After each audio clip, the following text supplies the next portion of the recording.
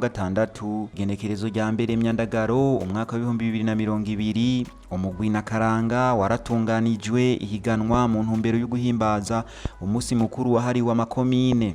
Ibirori vyatangujwe n'urukino rw'umupira w'amaguru rukaba rwahuza zone Buringa na zone Gihanga. Urukino rwagiye kurangira zone Gihanga yirahiye igitsindo kimwe kubusa zone Buringa. Ibirori vy'umupira w'amaguru bikaba vyakwirikiwe n'inkino zo gusiganwa ku makinga, bakaba basiganwa ibirometero 62 bazunguruka amabarabara yubatswe n'umushinga amateka Olivier Suguru. Nayo abahiganwa bakaba bari 52. Watahukanye ikibanza ca mbere akaba yabaye Musa Amani, aho ubona ko yahagenze umwanya mwiza w'isaha 1:46 n'amasegonda 30, akwirikirwa na Irakoze Thierry hamwe na Nduwayo basanzwe bakinana muri Krebe Akaranga. Musa Amani aratubwira akabanga yakoresheje. Ndashimira Imana kwanza cyambere na mbere kuba nahejeje neza atagisidibaye kandi twaciye mu mabarabara mabi agoye, ariko turaheza neza ata muntu numwe agize agisida.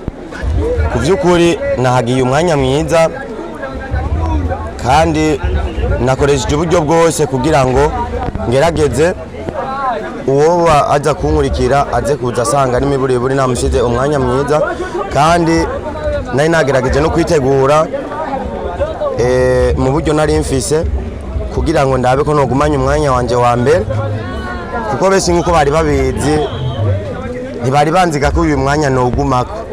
Hari benshi bari bifuza yuko nowuvako, mugabo ntivyakunze kubw'Imana. Imana yabikoze ndawugumako kubera nari nsanzwe arije ndawuriko, nagumanye ku mwanya wanje. Kuba narafashe nkaza ndemera mebe umwanya wanje nduga za Gitega, nduga za Bugarama, nduga za Rugombo, nuko nashaka kugira ndabe ko noguma ku mwanya wanje.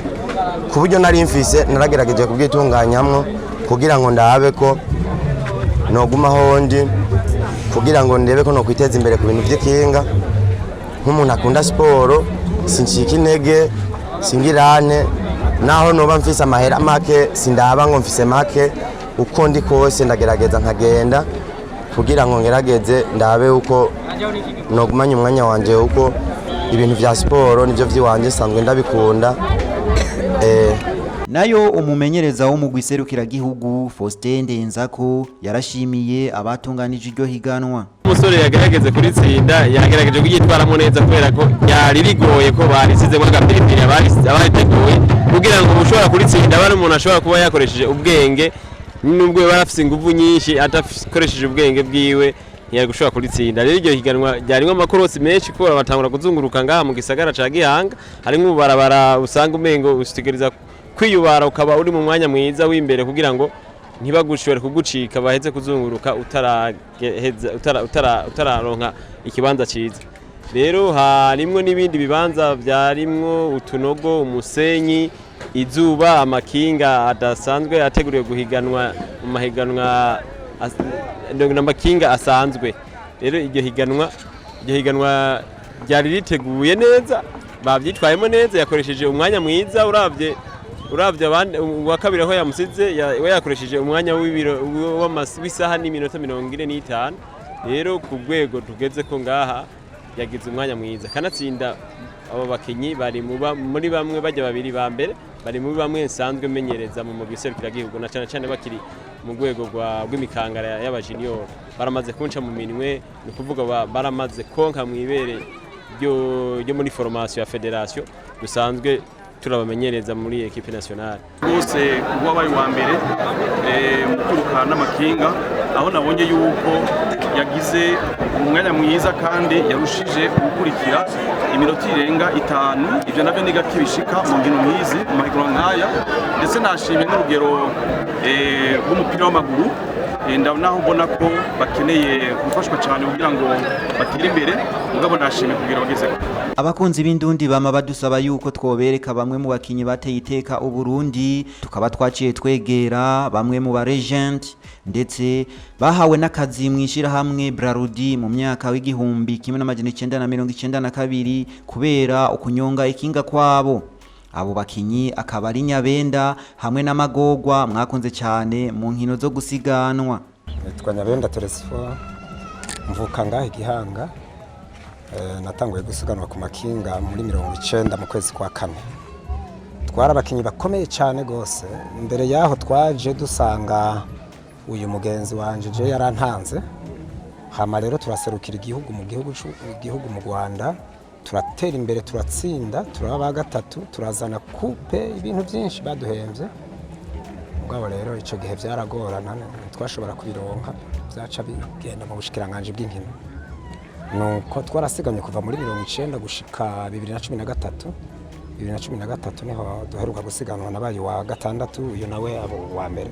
Igihugu kiramenyekana ugiye hanze, idarapo rikurira, n'urukino rwiza cyane rubereye ijisho kurorera, nta n'urundi rukino wororera ruryosha kurorera atari urw'amakinga.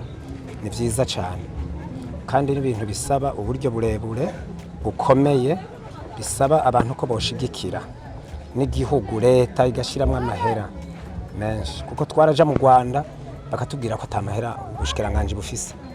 Nuko vyagenda tukimenya, tukijana n'abatwara amaklebe bakadutwara, tugasiganwa, tukaronka ibibanza vyiza, tukagaruka.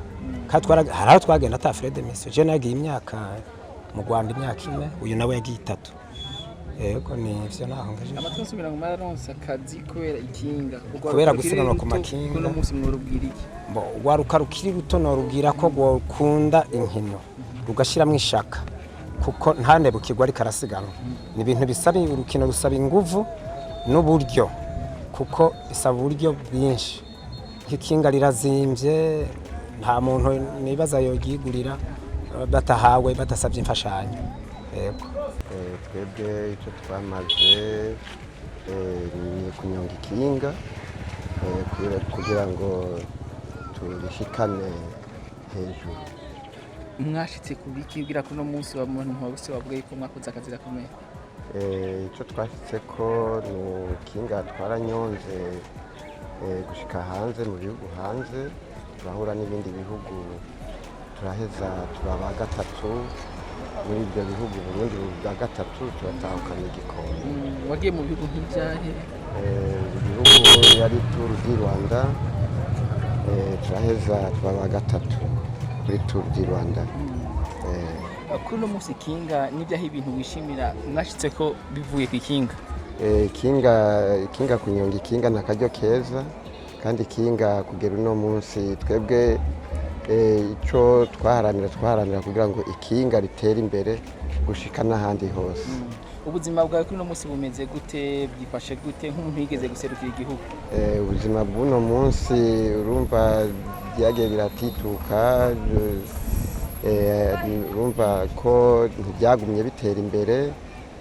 Ikindi kigira gatatu nuko ikinga batarifasha rwose, ariko urazi ni ibintu ikinga riremereye. Ikinga ni ikintu kwitanga, mugabo ntitwigeze duserukirwa cyane nk'izindi nkino. Musaba iki kugira ngo mufatwe koko nk'abantu baserukiye neza igihugu?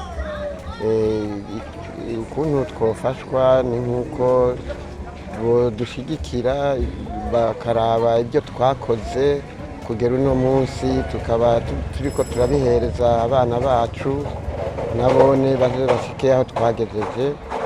Ikindi kigira novuga no iterambere ry'ikinga kugira rikomere, cyane cyane nico kibuze, kugira turonswe nk'imfashanyo y'amakinga, kugira natwe ubwo bumenyi twaronse tubibigishe. Yego.